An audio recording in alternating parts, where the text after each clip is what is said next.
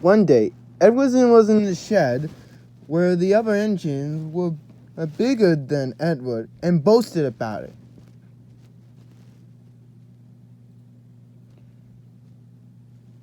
But the driver and fireman felt sorry for Edward. Said Edward, so he lit his fire and made lots of steam puff away. The other engines were very cross and left behind. Edward worked all day. The coaches thought he was very kind, and the driver was very pleased.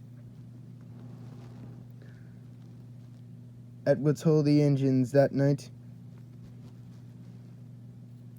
but he didn't hear what they thought.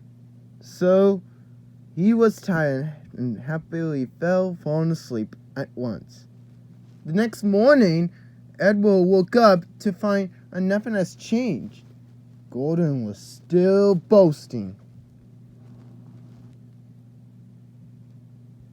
Edward watched. Edward went off to do some shunting. He liked shunting. It was fun playing with the trucks. He would come quiet and give them a push. Then he would stop, and the silly trucks would bump into the other. They cried. Edward played until there was no more trucks. Then they stopped to the rest, pretending he had heard Gordon's whistle. Gordon was cross. Instead of his nice new coaches, he was pulling dirty freight cars.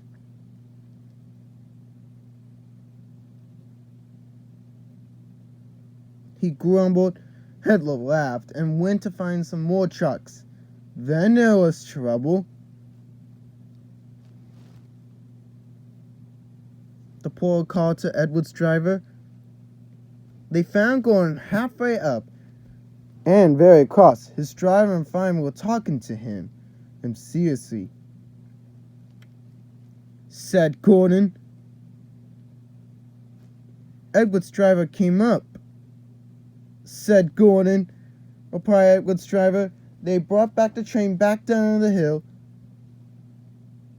Said Edward. Grumbled Gordon. They pulled and pushed as hard as they could. Puffed Gordon.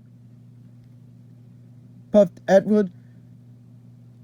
Edward pushed and puffed and puffed and pushed as hard as he ever could. And almost before he realized it, Gordon found himself on top of the hill. He said proudly. He forgot all about kind Edward didn't say thank you. Edward was left out of breath and far behind, but he was happy because he had been so helpful. At the next station, he was found out the driver and fireman were very pleased with him. The fireman gave him the nice long drink, and the driver said,